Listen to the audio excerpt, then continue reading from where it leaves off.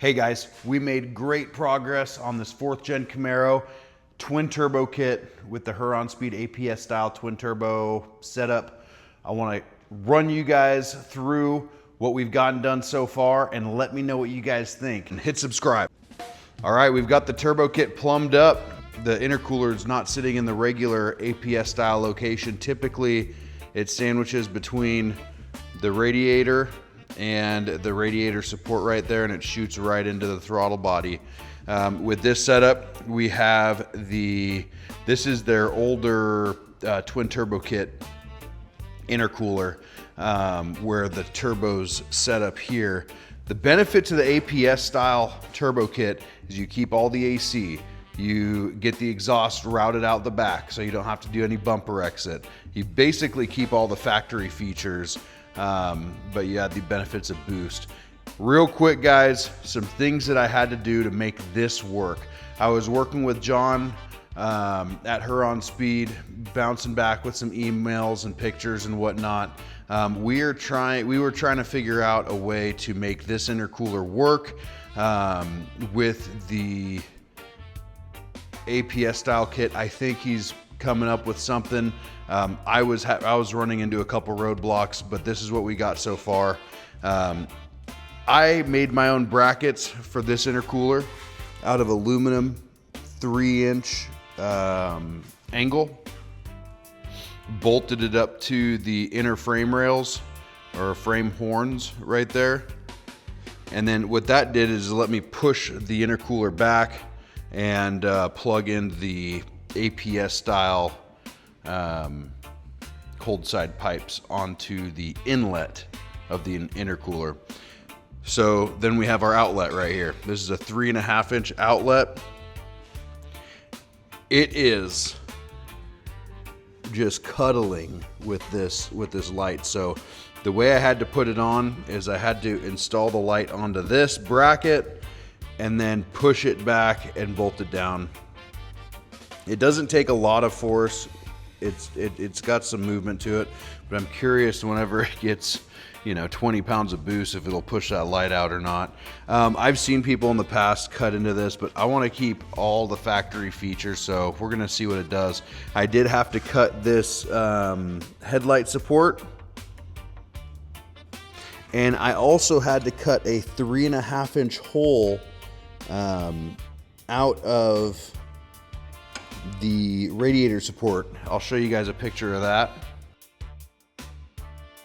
And then what I did after that is I put this 90-degree silicone coupler on here, and it fits perfectly between the fuse block and the radiator. And I went up with it, and then the charge pipe from their T4 kit fit perfectly. It is all connected and it's all looking good. Guys, this is exciting. So basically at this point, we've got the turbo kit plumbed up, routed. We can go ahead and start finishing everything off with the coolant hoses. I've got to figure out how to fasten this radiator. Like a fool, I threw away the radiator support covers, so I'll try to find a new one, or we can make some straps for it for now. All of this up front is functional. Everything works like it should. So I was not able to use the factory windshield wiper fluid reservoir, but I made a bracket and bought this off Amazon for like very little money, and it is on there. Wired it up to the factory harness, and the factory hose plugged right into the bottom of that, so I don't think we'll have any issues with that. Let's check out what we did in the back. All right, so it was a tough battle, believe it or not, getting this thing in there. Not only that, but feeding the feed and return lines. We got a -8 feed and -6 return. I didn't know what way to take it. I tried to fish it through that way at first. It was just way too congested. And then on the Holley fuel pump directions, it has a diagram of the tank. And I saw that going this way, there was an opening because you have your big evap box right there. So there's an opening right that way. I dropped the tank a little bit. I fished through with some welding rod, these two, the feed and return, and I was able to cleanly route it that way. What I'm gonna do is when I tighten it back up, I'm gonna pull on these a little bit, make sure they're not pinched anywhere, but I think that's home for that. Next thing is the wiring. So this pigtail right here is for your your sending unit for your fuel level sensor, and I just put some of this braided loom over it. I did solder right there. I just like solders a lot better. And then, excuse me.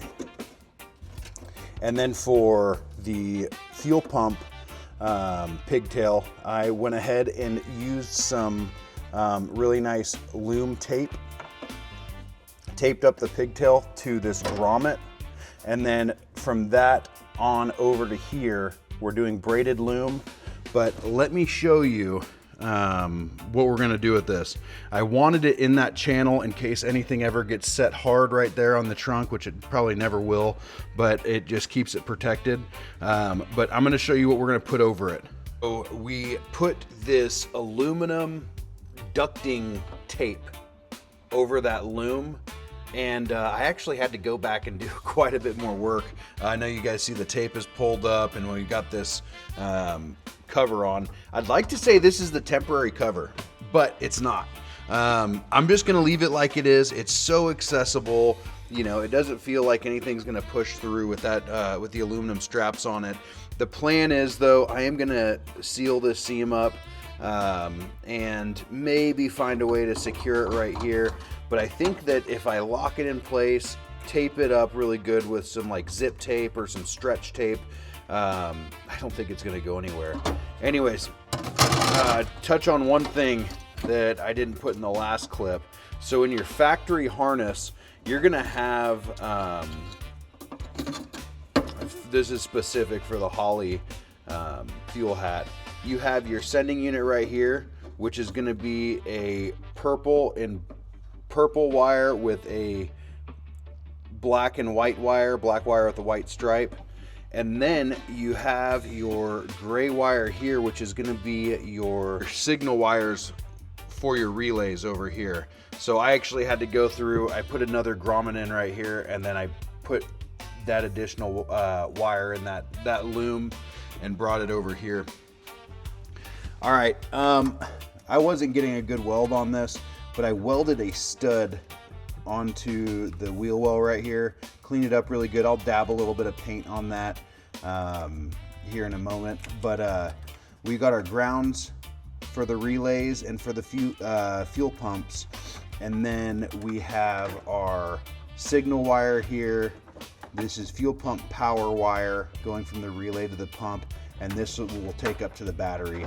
I'm gonna see how I wanna route this. It's gonna go through the car, but I don't know if I want to get one thicker gauge wire that we run from the battery to here and then connect it just with one thick gauge wire with its own fuse right there. But I'm gonna mess with that. I'm not a wiring guy. I just shooting from the hip here. But hey, guys, this is pretty much the end result for the fuel pump installation.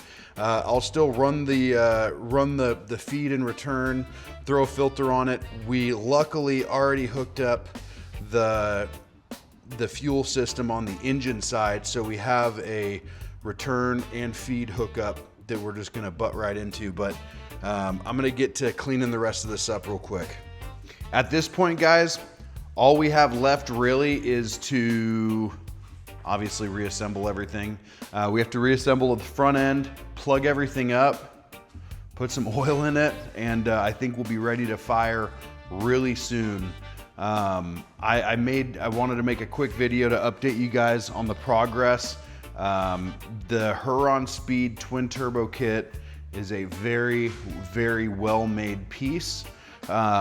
It's just, this is probably one of the hardest cars to build a quality turbo kit for, but Huron Speed knocked it out of the park. And them, you know, giving other ideas and options for the cold side and intercooler really helped out a lot too. And we came up with a great solution. So that's all I have here. So I do have to plumb the rest of the fuel system up and install the fuel filter, and we'll hopefully next video be firing this thing up.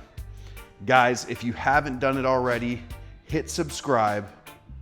Please hit subscribe. If you're into cars, if you're into turbos, LS builds and LT engines and C10s and hot rods, this is the place for you.